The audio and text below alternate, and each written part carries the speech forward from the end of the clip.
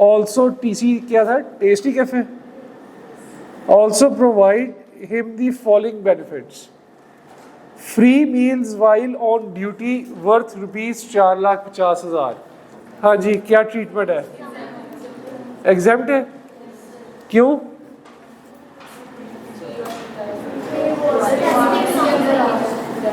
किसमें आ रहा है? इसके लिए कोई उसे मार्जिनल कॉस्ट बेयर नहीं करनी पड़ रही ना, ठीक है, तो ये इस वजह से ये एग्जेम्प्ट है। Staff discounts all restaurants owned by ZL, जमींदार लिमिटेड जितने भी रेस्टोरेंट्स ओन करता है उसके ऊपर स्टाफ डिस्काउंट्स हैं।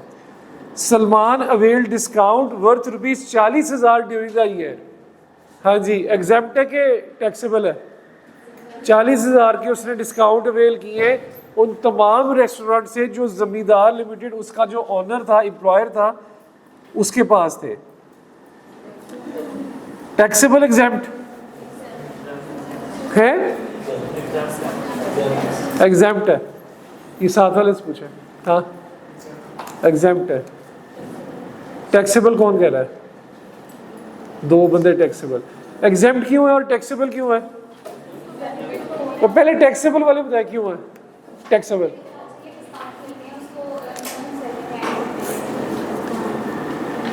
ये क्या लिखा हुआ है, पढ़ा है कहाँ पे है?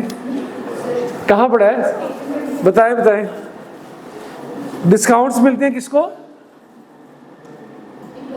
एम्प्लॉय को जो डिस्काउंट मिलती है वो कहाँ पे पढ़ा, बताएं जरा। बेनिफिट, हाँ, जो बेनिफिट मिलता है वो टैक्सेबल होता है। हाँ जी भाई, टैक्सेबल एग्जेम्प्ट, एग्जेम्प्ट है।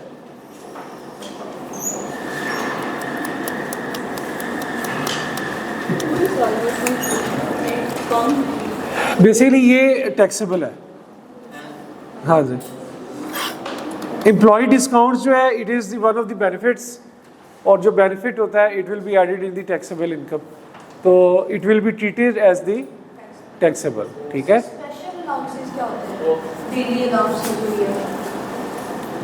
स्पेशल अलाउंसेस जो आपने वो ट्रैवल अलाउंस पढ़ा था ना हमने, ठीक है, वो जिसके अंदर हमने पढ़ा था कि official duty, not for official duty वाले। डेली अलाउंसेस भी डिपेंड करता है उसका क्वेश्चन पढ़ के कि ये कहाँ पे जाके फॉल कर रहे हैं, किस क्वेश्चन में। चले पहले इसको पूरा कर लें, एक चीज़ को पूरा कर लें, फिर उस क्वेश्चन को भी करेंगे तो देख लेंगे, क्योंकि हर क्वेश्चन का मैंने आपको बताया कि क्वेश्चन को ना क्वेश्चन की नेचर के लिहाज से देखना पड़ता है, ठीक है। हर क्वेश्चन में कोई ना कोई थोड़ी बहुत एक लाइन फ़र्क होती है तो भी फ़र्क पड़ जाती है। डिस्काउंट अवेल जो होते हैं basically it will be consider as a benefit, ये बेनिफिट मिला है इस वजह से ये आपके जो है वो टैक्सेबल ही कहलाते हैं। एग्जामिनर कमेंट्स में ये बात स्पेसिफिकली उसने लिखी है कि स्टूडेंट्स ने जो डिस्काउंट्स है उसको एग्जेम्प्ट करार दिया है, तो ये इट मीन्स कि ये student, majority of the student ने ये गलती की है यही सोच के कि उसका एम्प्लॉयर है और एम्प्लॉयर डिस्काउंट्स दे रहा है तो ये एग्जेम्प्ट हो गए। लेकिन बात वही आ जाती है कि जहाँ पे उसकी मार्जिनल कॉस्ट इन्वॉल्व हो रही है ना, तो marginal it's a benefit to the salary. जिस तरह आप एक बेनिफिट दे रहे हैं, उसे अलाउंस दे रहे हैं, तो वो भी एक तरह से मालिक जो है वो अपना जो नौकर है उसको एक बेनिफिट दे रहा है, तो it's a benefit to the उसकी एम्प्लॉयमेंट की वजह से उसे एक बेनिफिट मिल रहा है, और एक मार्जिनल अमाउंट भी है इसमें, ठीक है। इट्स अ मार्जिनल अमाउंट, ये कोई नॉमिनल अमाउंट भी नहीं है, तो इस वजह से हम इसको एज एन टैक्सेबल ही ट्रीट करेंगे। Health insurance up to amount of ₹5 lakh covering his spouse and 2 children as per the terms of his employment। 5 lakh की उसको हेल्थ इंश्योरेंस दी है जिसमें उसके 2 बच्चे और स्पाउस कवर कर रही हैं। The insurance premium related to this benefit amounted to ₹70,000। Insurance premium इसका 70,000 है। During the year insurance company incurred expenses of ₹3 lakh on the hospitalization of his dependent. क्या ट्रीटमेंट करें? 5 लाख का इंश्योरेंस है की फैसिलिटी है, इंश्योरेंस प्रीमियम जो पे किया है वो 70,000 पे किया है। ये प्रीमियम किसने पे किया हो रहा है? एम्प्लॉयर ने इंश्योरेंस कंपनी को सालाना प्रीमियम पे किया है और उसने 5 लाख में से जो अवेल कर लिया है, यानी कि इंश्योरेंस वालों ने खर्चा कर दिया है, वो 3 लाख का कर दिया है। इस सारी बात में एम्प्लॉयर अब इसको क्या करेगा? एम्प्लॉय जो है कोई ट्रीटमेंट नहीं होगी, इट विल बी एग्जेम्प्ट, क्योंकि ये as per the terms of his employment है। बस उसने उसको इतना घुमा फिरा के बताया कि उसकी फैसिलिटी इतनी थी, फैसिलिटी में से अवेल इतना किया, उसका प्रीमियम इतना पे किया, तो वो जब टर्म्स ऑफ एम्प्लॉयमेंट के तहत है तो वो क्या हो जाएगा? सिंपल एग्जेम्प्ट होगा। A company maintained car which was purchased by TC for rupees 2 million. The fair market value of the car on 30th June 2023 is rupees 5.5 million. The car is used partially for official purpose and partially for personal use. क्या treatment होगी? 5% किसका? 55 लाख का, 2 million का है? 2 million का 5% ले लेंगे। 5.5 million उसने कंफ्यूज करने के लिए दिया है, उसने खरीद के दिया है, इसलिए फेयर मार्केट वैल्यू का कॉन्सेप्ट ही नहीं है। An option to acquire 12,000 share of ZL, ZL के 12,000 शेयर वो ले सकता है एट ए प्राइस ऑफ 98 पर शेयर। ऑप्शन दी है कि आप 98 रुपए के शेयर खरीद सकते हैं under an employ share scheme. The option was granted on 1 February 2023। Option grant इस दिन गई है when the fair market value of the shares was rupees 104 per share. Salman exercise the option on 1 March 2023 when the fair market value was rupees 110 per share. Option जब grant की तो fair market value 104 थी, उसने जब option exercise की तो fair market value 110 थी। What will be the treatment? क्या करें?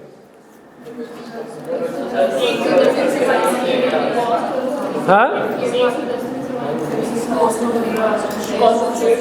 110 में से माइनस करेंगे? 104 में से क्यों नहीं करेंगे?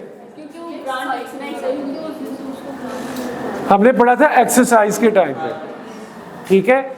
तो एक्सरसाइज के टाइम पे सिंपल हमने ये करना है कि 110 माइनस उसका कॉस्ट ऑफ शेयर, ये वही वाला फॉर्मूला है, fair market value less cost of share, cost of right की कॉस्ट कोई नहीं है, तो कॉस्ट ऑफ शेयर क्या है? 98 का एक शेयर है, फेयर मार्केट वैल्यू 110 जिस दिन ऑप्शन एक्सरसाइज हुई है, तो उसे कितना गेन आ गया? 12 पर शेयर। इसको मल्टीप्लाई कर देंगे, नंबर ऑफ शेयर्स उसके कितने थे? 12,000 और इसको फिर इनकम फ्रॉम कैपिटल गेन में ऐड कर देंगे। ऐसे ही करेंगे ना? इनकम फ्रॉम सैलरी में ऐड कर देंगे, ठीक? सैलरी में ऐड करना है भाई, कैपिटल गेन में नहीं करना, ठीक है? भाई लगी समझ? ये मैं आपको साथ साथ सारे ट्रीटमेंट्स बता रहा हूँ ताकि आपने घर जाके इसको एक दो दोबारा करना है। आगे आप लोगों का सबसे फेवरेट ट्रीटमेंट आ गया है जिसमें आप लोगों को बहुत ग्रिप है,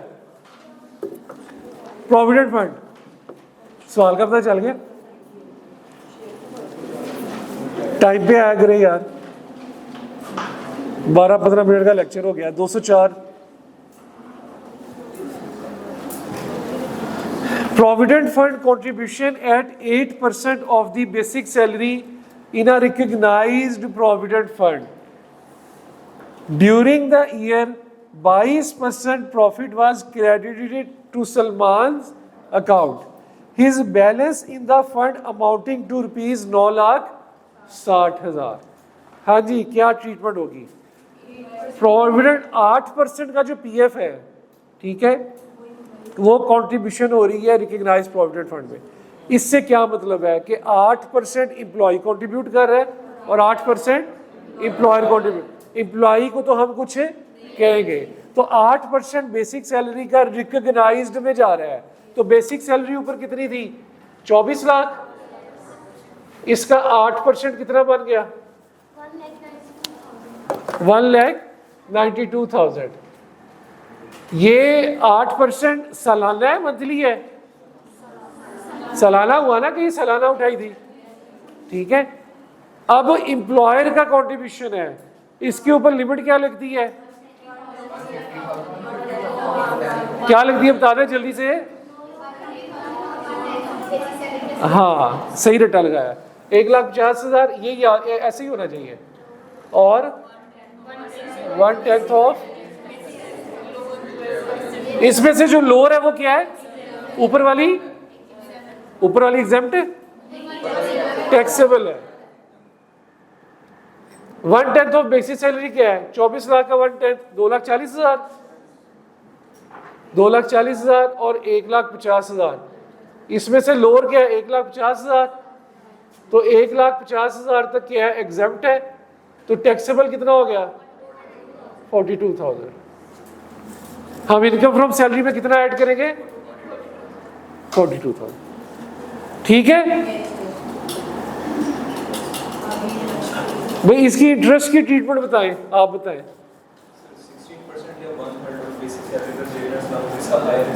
हायर एग्जाम्प्ट होगा। अब इसको पढ़ के मुझे बताएं इसमें मैं क्या ट्रीटमेंट करूं।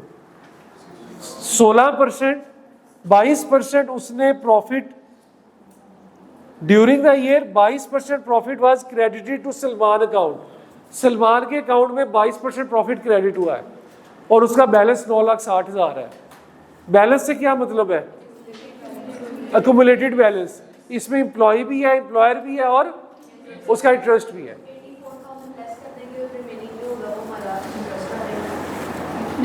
सही कह रही है सभी। आप बताएं क्या, एक मिनट ठहर से, आप बताएं क्या ट्रीटमेंट होगी। 22% प्रॉफिट है, क्या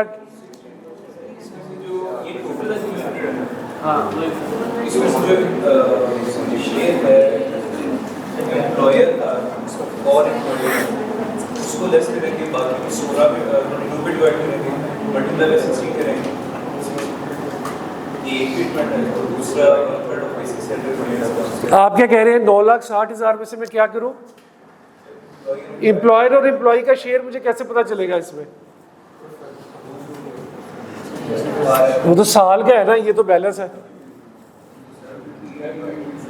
नहीं, ये तो 1 साल का है, ये तो 1 साल की कंट्रीब्यूशन है ना, 1,92,000, ठीक है।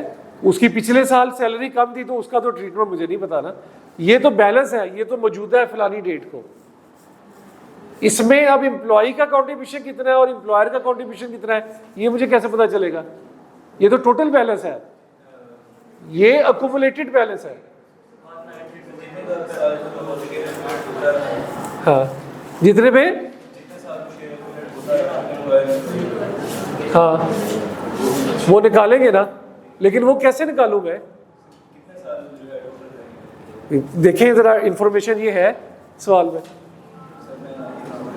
नहीं है इंफॉर्मेशन, ये कोई और बंदा बताए इसकी ट्रीटमेंट। हाँ आप बताएं। 24 लाख का जो 8% है वो एम्प्लॉई का है और 24 लाख का 8% एम्प्लॉयर का है।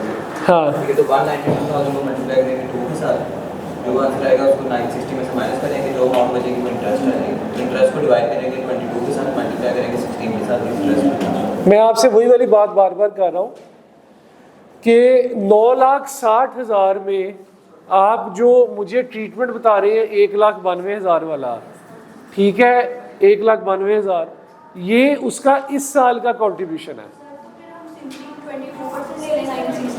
एक मिनट जरा, ये उसका इस साल का कंट्रीब्यूशन है, ये तो अक्यूमुलेटेड बैलेंस है। अक्यूमुलेटेड बैलेंस ये है कि जब से काम करना शुरू किया है तब से लेके अब तक जमा हो रहा है।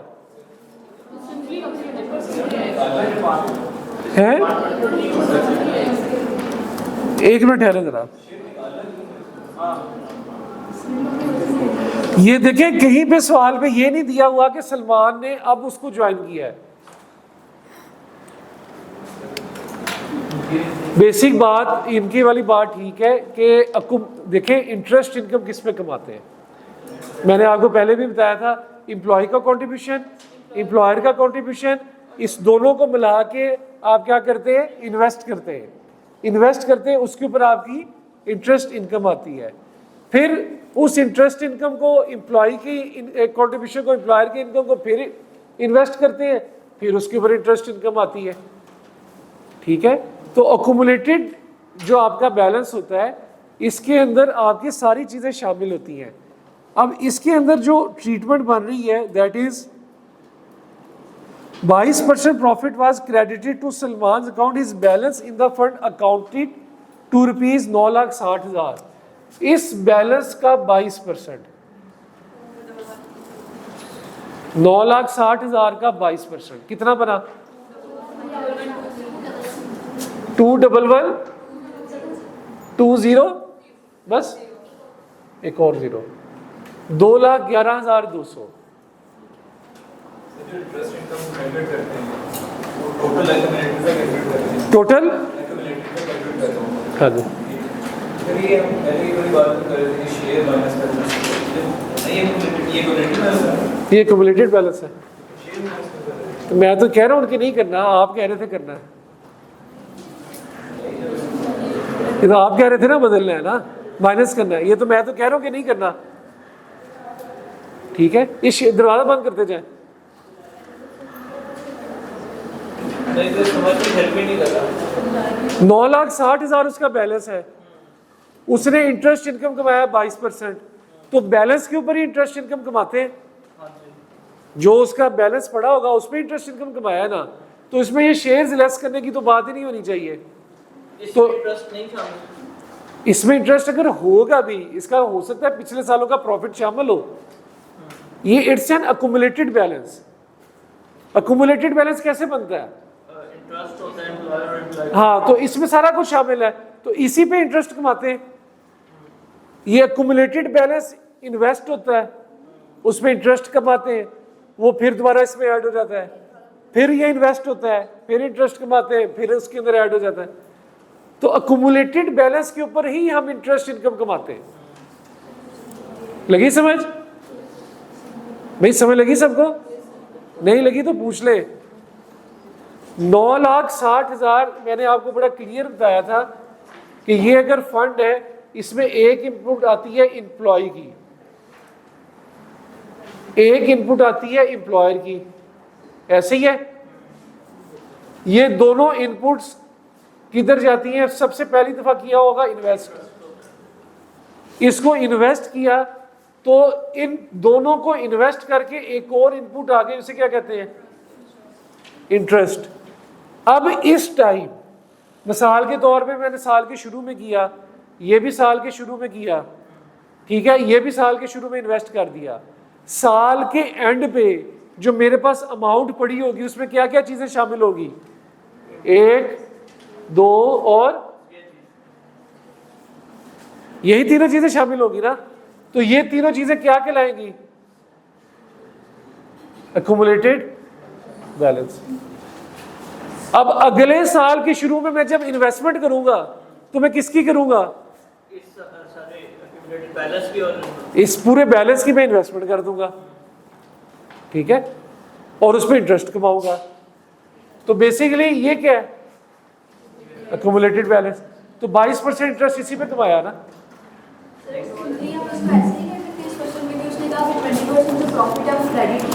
तो फिर ये अमाउंटेड टू 960,000। तो अगर ये 100% रिज्यूम करें हम एक्यूमुलेटेड बैलेंस को, तो 22% इसके अंदर इन्वेस्ट होगा और जो रिमेनिंग होगी एम्प्लॉयर की कॉन्ट्रीब्यूशन होगी। देखिए चीज़ों को सिंपल रखें, सिंपल है। उसने नहीं, उसमें आपने क्यूएम एक सेपरेट चीज़ है, टैक्स एक सेपरेट चीज़ है, ठीक है। जहाँ पे आपको इजीली डिफ्रेंशिएट कर पाते हैं वहाँ पे तो मे बी ये ट्रीटमेंट फिजिबल रहे। जहाँ पे उसने आपको बात ही सिंपल बता दी है कि जी उसका बैलेंस इतना पड़ा है और 22% इंटरेस्ट कमाया, सिंपल एज दैट, तो बैलेंस पे ही इंटरेस्ट कमाना है और किस पे कमाना है? तो आपने इसके ऊपर उसने 22% कमाया, 2,11,200, ठीक है। अब हमारा रूल क्या था? 1/3 ऑफ बेसिक सैलरी और 16% ऑफ एक्यूमुलेटेड, ठीक है। तो इसका 16% क्या बनता है? इसका 16% क्या बनता है? 153,600। अब यहाँ पे 1/3 ऑफ बेसिक सैलरी क्या है? ये भी यही आ रही है 153,600 153,600। ठीक है, इनमें से जो हायर है वो एग्जेम्प्ट है और बाकी जो है वो टैक्सेबल है। तो उसने कमाया कितना है 2,12,000, तो हायर 153,600 एग्जेम्प्ट है, बाकी कितना रह गया 5,7,6 ये मेरा टैक्सेबल है। लगी समझ? 1/3 ऑफ बेसिक सैलरी भी ये बता रहे हैं कि इतनी बनती है। यार ऐसे तो ना करें। 1/3 ऑफ बेसिक सैलरी क्या मान रही है?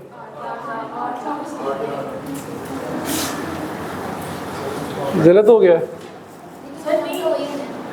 क्या हुआ? फैसला कर लें पहले 1/3 ऑफ बेसिक सैलरी कितनी है।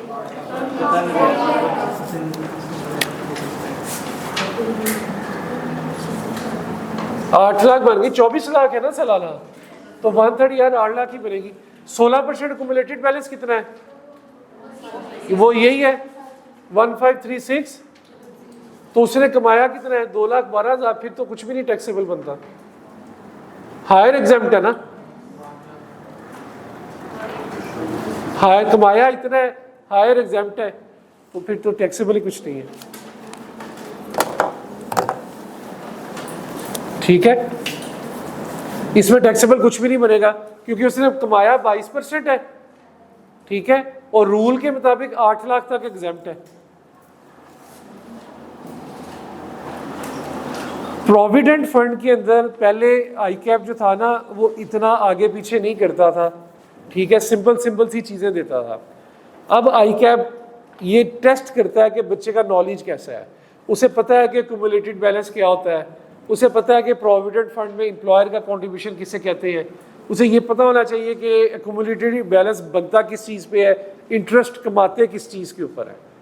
ठीक है, कभी वो आपको इंटरेस्ट की फिगर दे देगा कि 16% उसने कमाया है, तो जब वो इंटरेस्ट की फिगर दे देगा तो आप उस 16% से 18 जैसे हम पहले पढ़ते रहे कि 18% कमाया है, तो 18 से वर्क बैक करते हैं 16% पे जाते हैं।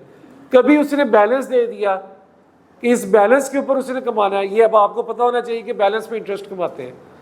ठीक है, तो कहीं पे भी एक चीज़ को आपने उठा के पिछले सवाल को इस पर नहीं अप्लाई कर देना, आपने उसके कॉन्सेप्ट पे जाना है कि इंटरेस्ट इनकम आपकी बैलेंस के ऊपर आती है। अब यहाँ पे उसने इंटरेस्ट इनकम ही नहीं दी, तो जब इंटरेस्ट इनकम नहीं दी तो खुद निकाले भाई। हो सकता है आगे कोई सवाल देखिए उसमें वो तीनों का कंट्रीब्यूशन अलग-अलग करके बता दे, उसमें एक्यूमुलेटेड बैलेंस खुद से निकालना आ जाए। तो ये ट्रीटमेंट्स आपको खुद से अब वो टेस्ट करता है। चलें आगे इससे। ठीक है, ये पॉइंट क्लियर हुआ है? कोई क्वेश्चन है आपका? 16% ऑन एक्यूमुलेटेड बैलेंस और 16% interest on accumulated balance. Sorry 16% of accumulated balance, हाँ जी, और 16% interest calculated on accumulated balance. Concept ये है कि जो एक्यूमुलेटेड बैलेंस है उसके ऊपर 16%। अब आप इसको जैसे मर्जी देख लें, कॉन्सेप्ट ये है कि 16% इंटरेस्ट एक्यूमुलेटेड बैलेंस के ऊपर, जो आपका बैलेंस है साल एंड पे जो आपका बैलेंस होता है, आप उसको अगली दफ़ा जो है एम्प्लॉयर्स के कंट्रीब्यूशन वगैरह मिला के फिर उसे आप इन्वेस्ट कर देते हैं। एक्यूमुलेटेड बैलेंस नहीं दिया, बस सिर्फ इंटरेस्ट की परसेंटेज और उसकी फिगर दी गई है, तो उसको हम जो है वो मैथमेटिकल कैलकुलेशन से कर लेंगे। मैं वही कह रहा हूँ कि हम कहीं पे भी कोई भी रूल फिक्स नहीं कर सकते। आपने हर क्वेश्चन पे कॉन्सेप्ट को अप्लाई करना है। मैं आपको रट्टा लगवा दूं, यहाँ पे फलाना आया तो ऐसे करना, फलाना आया तो ऐसे, आप लोग कंफ्यूज होंगे। इस क्वेश्चन में बड़ा सिंपल उसने कहा हुआ है कि जी 22% उसने इंटरेस्ट कमाया है और एक्यूमुलेटेड बैलेंस इतना है और कुछ नहीं मुझे दिया हुआ, तो सिंपल जो एक्यूमुलेटेड बैलेंस है उसमें 22% इतना कमाया है और असूल के मुताबिक क्या होना चाहिए था वो हमने निकाल लेना। ठीक है, तो किसी भी क्वेश्चन को पक्का नहीं करना कि भाई इस पे ऐसे ही अप्लाई कर दो, वो बहुत ज़्यादा फिर कंफ्यूजन हो जाएगी। अभी हम इसकी रेगुलर प्रैक्टिस जब करेंगे तो आप देखेंगे कि उसने मुख्तलिफ तरीक़ों से पूछा है, ठीक है। कई सवाल में कई दफ़ा आपको इन्फॉर्मेशन भी याद ही देता है ना, हो सकता है इसी के अंदर 2 चीज़ें दे देता तो हमारी ट्रीटमेंट ही फ़र्क हो जाता, ठीक है। तो इस वजह से इस क्वेश्चन की इन लाइन के मुताबिक यही ट्रीटमेंट बनता है। आगे चले। Training of 3 week culinary chef course. Salman attended this course in Dubai, for which TC paid a course fee of 5 lakh. In relation to his stay in Dubai, he was provided a travel allowance of 2,50,000. However, Salman opted to stay at a relative's house in Dubai and only spent rupees 1 lakh out of total travel allowance provided by TC. क्या treatment करूँ इसकी? 2.5 लाख का उसने allowance दिया। पहली बात तो ये कि अलाउंस क्यों सोचें अगर, तो ये ऑफिशियल ड्यूटी वाला है और उसमें भी 1 ऑफ वाला है, ठीक है। अच्छा, एक बात ये, दूसरी बात ये कि 2.5 लाख उसमें से उसने खर्चा सिर्फ लाख है, 1.5 लाख बचा लिया है।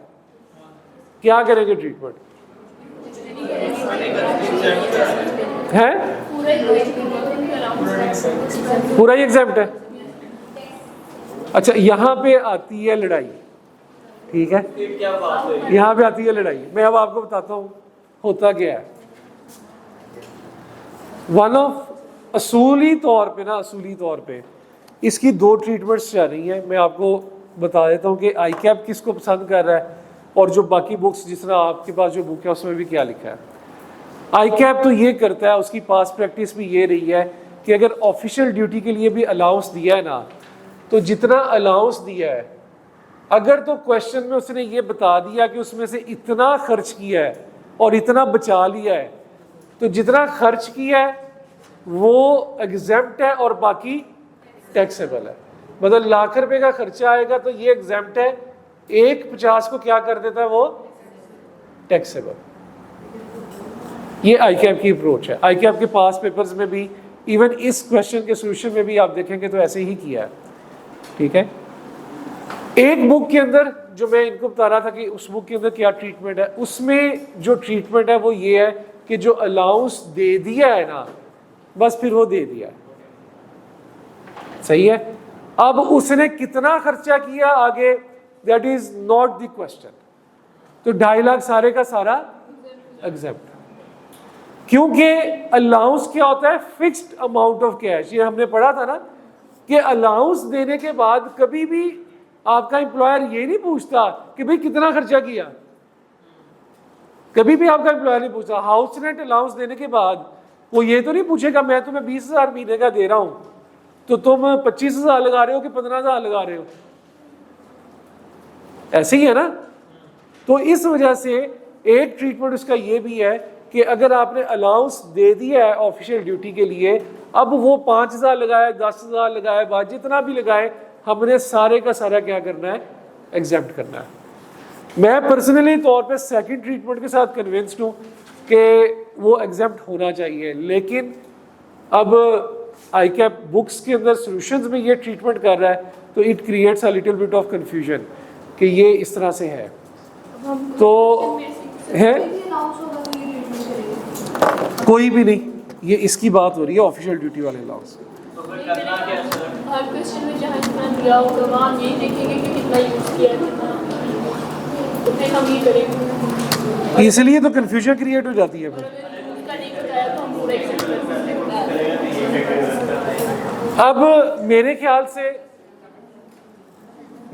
से फिलहाल तक जो हमारा बेसिक कॉन्सेप्ट है ना, बेसिक कॉन्सेप्ट जो है उसको लेके चले, और एंड दैट इज़ अगर वो ऑफिशियल ड्यूटी है तो उसको एग्जेम्प्ट हम रखें फिलहाल तक।